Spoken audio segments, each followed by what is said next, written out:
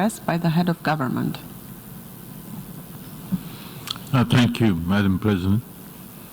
Madam President, I have the honor and privilege to introduce the pre-recorded address of His Excellency Mr. Imran Khan, Prime Minister of the Islamic Republic of Pakistan, to the 75th session of the General Assembly.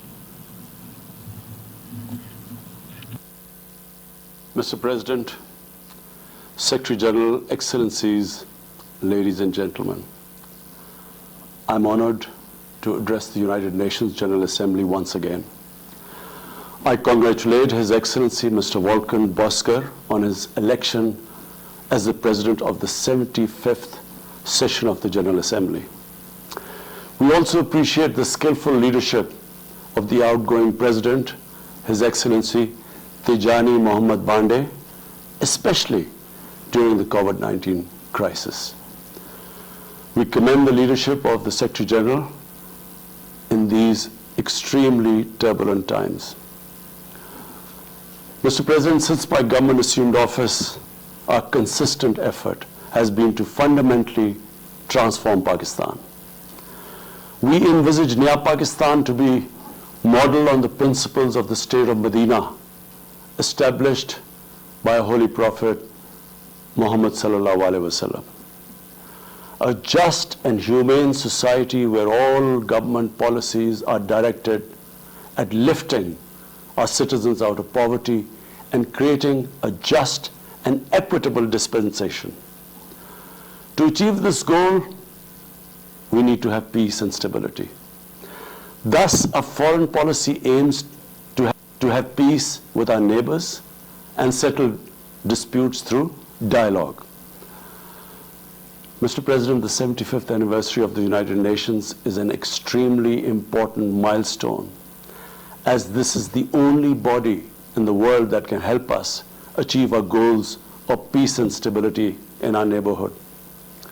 This is also time for us to reflect whether, as the United Nations, we have been able to realize the promise we collectively made to our peoples.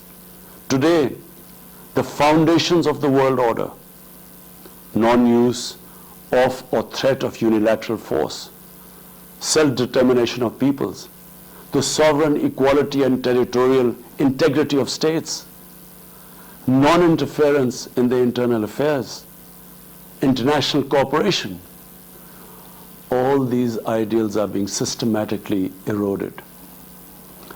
International agreements are being flouted and set aside. Renewed great power rivalries are leading to a new arms race.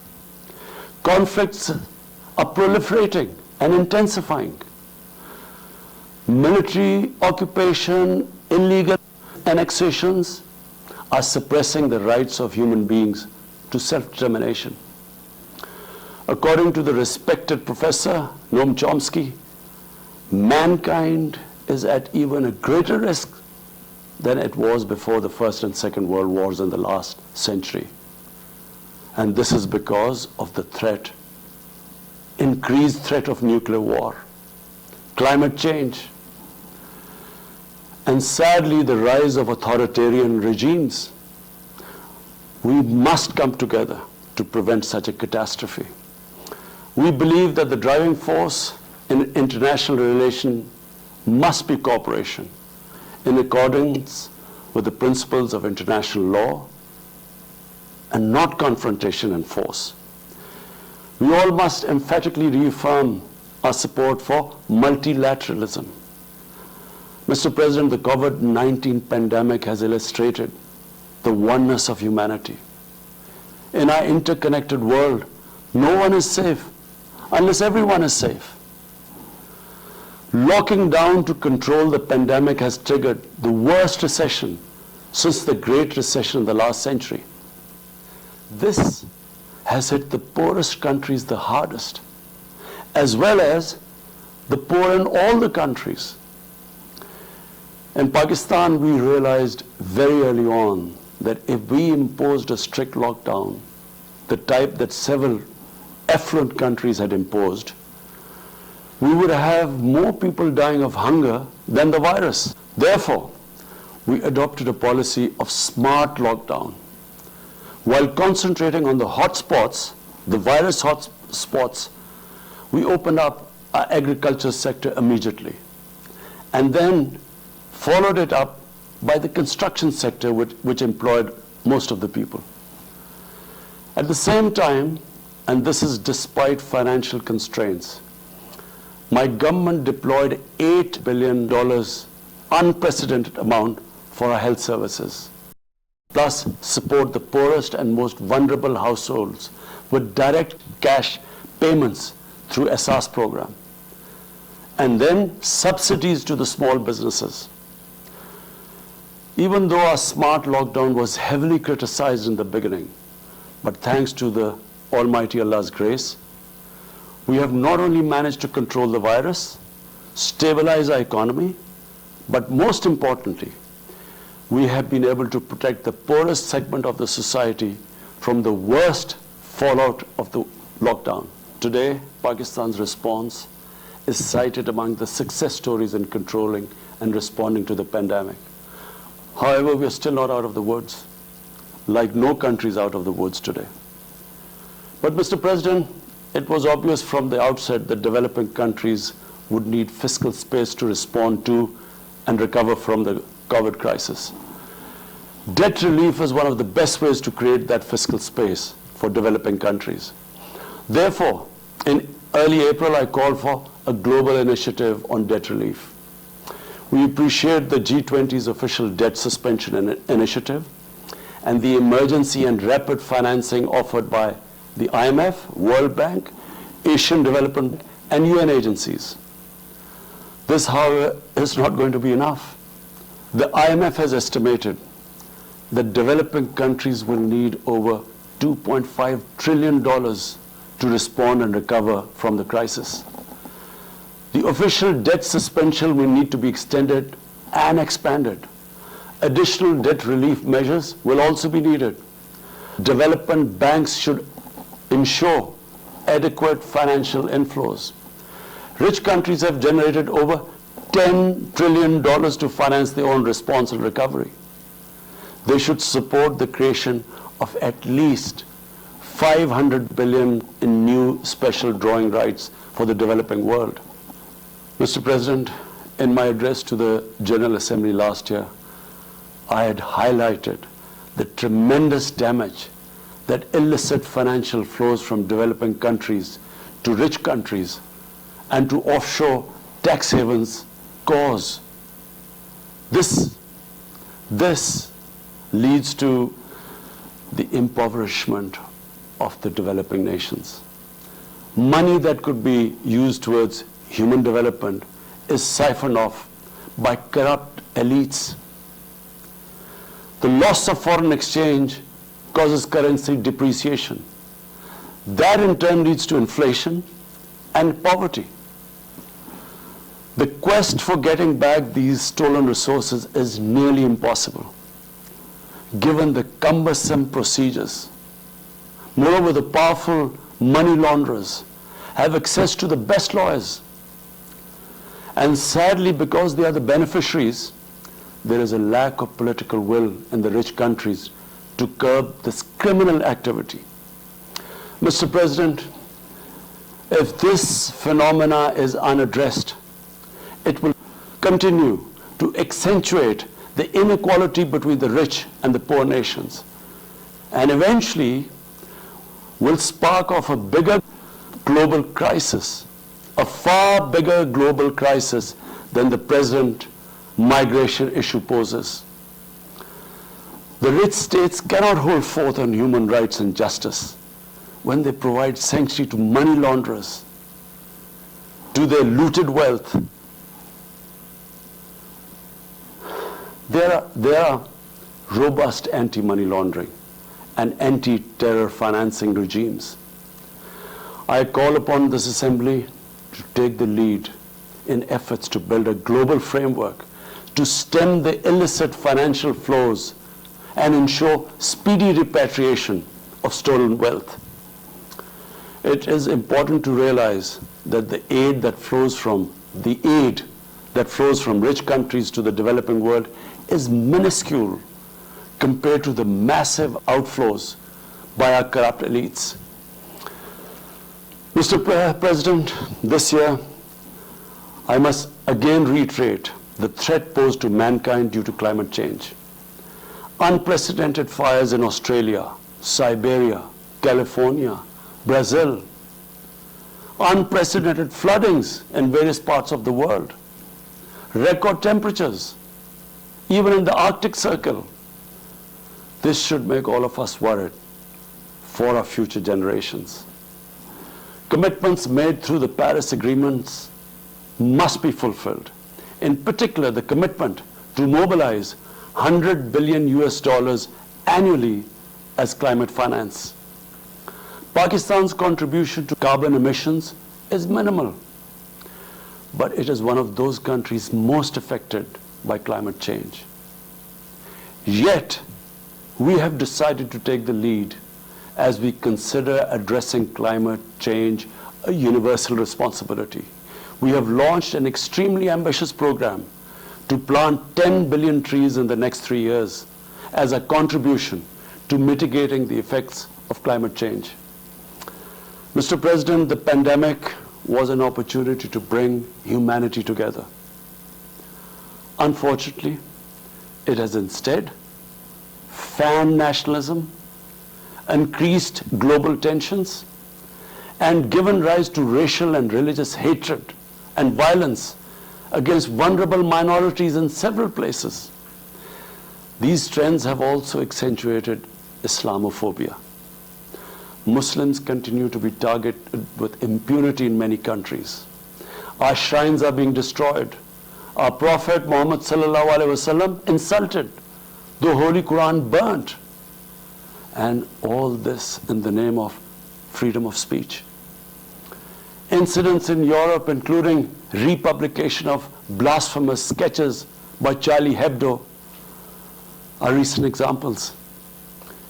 We stress that willful provocations and incitement to hate and violence must be universally outlawed.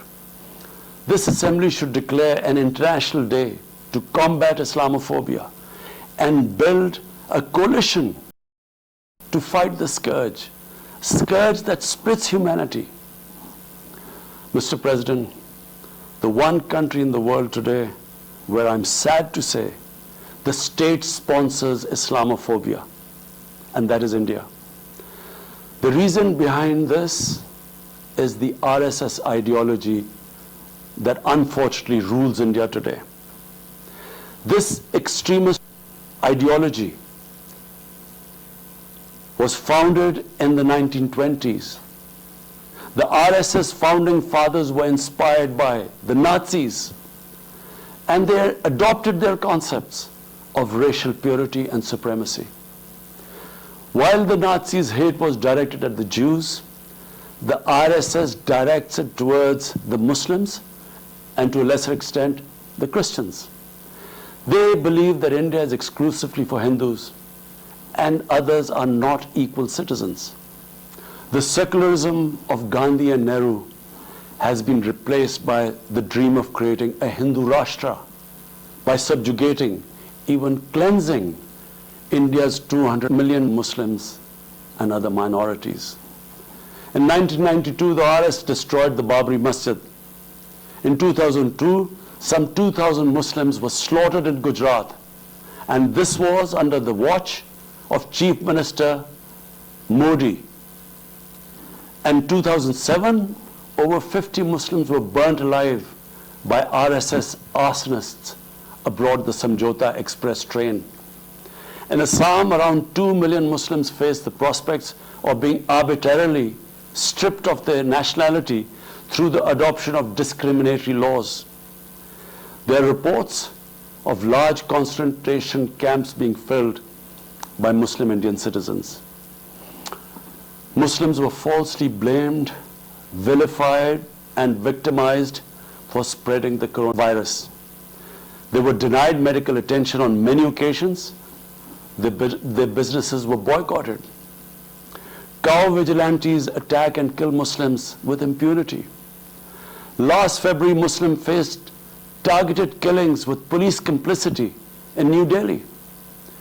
Mass registrations in the past have often been a precursor to genocide. For example, the Nuremberg laws in Germany in 1935, and then in 1982 in Myanmar. The Hindutva ideology is said to marginalize almost 300 million human beings, Muslims, Christians, and Sikhs. This is unprecedented in history, and this does not augur well for the future of India. As we all know, that marginalization of human beings leads to their radicalization. Mr. President, for over 72 years, India has illegally occupied Jammu and Kashmir against the wishes of the Kashmiri people and in blatant violation of the resolutions of the Security Council and indeed its own commitments to the people of Kashmir. On 5th August last year, India illegally and unilaterally sought to change the status of the occupied territories and deployed additional troops, bringing the total number to 900,000, to impose a military siege on 8 million Kashmiris. All Kashmiri political leaders were incarcerated. About 13,000 Kashmiri youth were abducted and thousands tortured. A complete curfew was imposed, accompanied by a total communications blackout. Indian occupation forces have used brute force, including pellet guns against peaceful protesters, imposed collective punishments, including the destruction of entire neighborhoods, and extrajudicially murdered hundreds of innocent young Kashmiris in fake encounters, refusing even to hand over their bodies for burial. The Kashmiri media and those daring to raise their voice are being systematically harassed and intimidated through the use of draconian laws. All of this is well documented in the reports of the United Nations High Commissioner for Human Rights, communications from the Special Rapporteurs of Human Rights Council, statements from human rights and civil society organizations.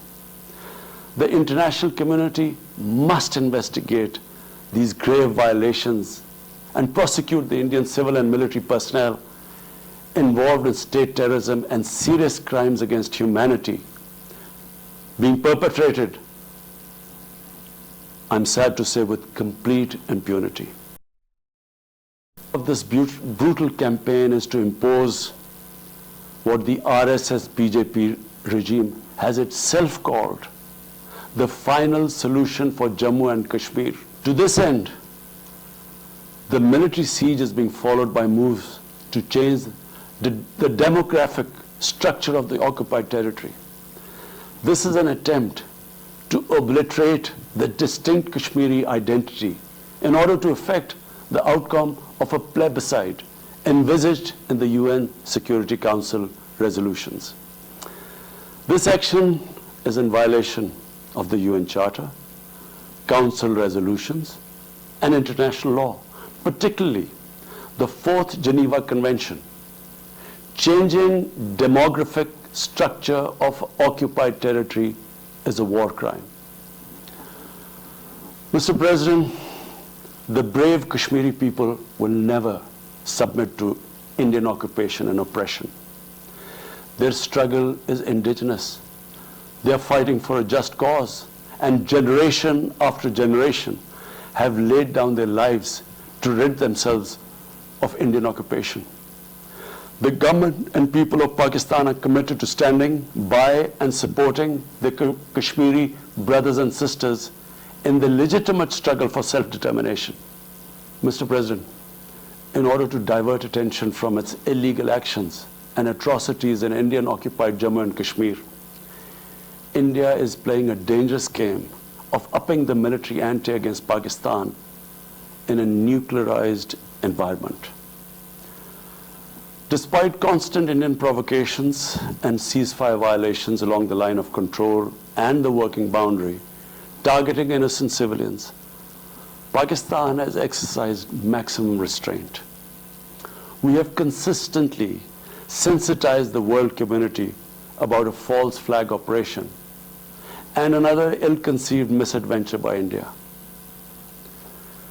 My parents, Mr. President, were born in the colonial India, and I was the first generation that grew up in an independent Pakistan.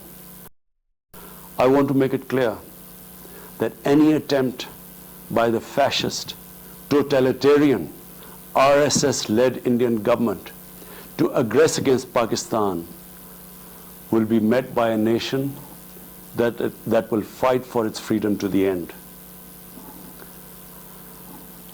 Mr. President, there will be no durable peace and stability in South Asia until the Jammu and Kashmir dispute is resolved on the basis of international legitimacy. Kashmir has been rightly described as a nuclear flashpoint. The Security Council must prevent a disaster conflict and secure the implementation of its own resolutions, as it did in the case of East Timor. The Council has considered the situation in Jammu and Kashmir 3 times in the past year.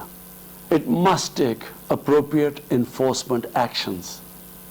It must also take steps to protect the Kashmiris from an impending genocide by India. Pakistan has always called for a peaceful solution. To this end, India must ascend. To reach this end, India must ascend the measures it has instituted since 5th August 2019, end its military siege and other gross human rights violation, and agree to resolve the Jammu and Kashmir dispute in accordance with the relevant UN Security Council resolutions, and of course, the wishes of the people of Kashmir. Mr. President, Pakistan's desire for peace in our region is also manifest in our efforts to promote a political solution in Afghanistan. I have consistently maintained over the past 2 decades that there is no military solution to the conflict in Afghanistan. The only way forward was and is a political settlement which involves the full spectrum of Afghanistan's political actors. Pakistan fully facilitated the process that culminated in the US-Taliban peace agreement on 29 February 2020. Pakistan is deeply gratified that it has fulfilled its part of the responsibility. The Afghan leaders must now seize this historic opportunity to achieve reconciliation and restore peace in the war-torn country.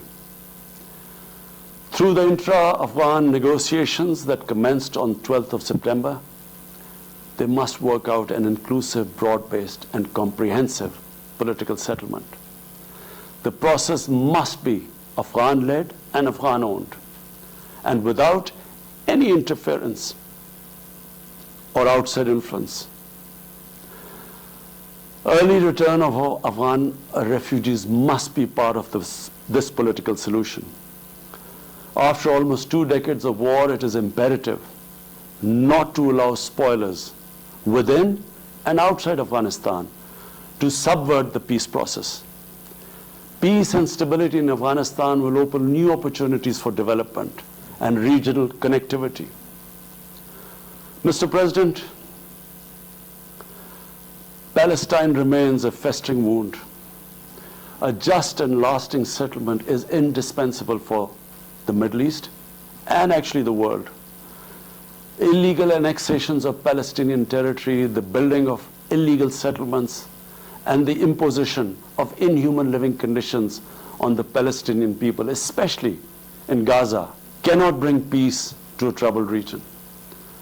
Pakistan continues to support a 2-state solution in line with the UN General Assembly and Security Council resolutions within the international agreed parameters, and they are pre-1967 borders, and Al-Quds, Al-Sharif as the capital of a united, contiguous, and independent Palestinian state. Mr. President, the United Nations remains the best legitimate avenue for collective action.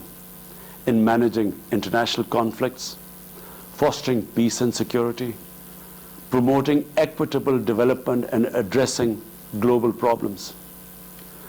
I urge the Secretary General to take the lead in preventing global conflicts. He should convene summit-level meetings to address regional hotspots and resolve outstanding disputes. The United Nations should be made fully responsive to the challenges of our times. A comprehensive reform of the United Nations, including the Security Council, is essential to promote greater democracy, accountability, transparency, and efficiency. Pakistan will continue to participate actively in this process and endeavor with other member states to build a world where conflict is outlawed and equitable prosperity for all pursued in conditions of peace and security. I thank you.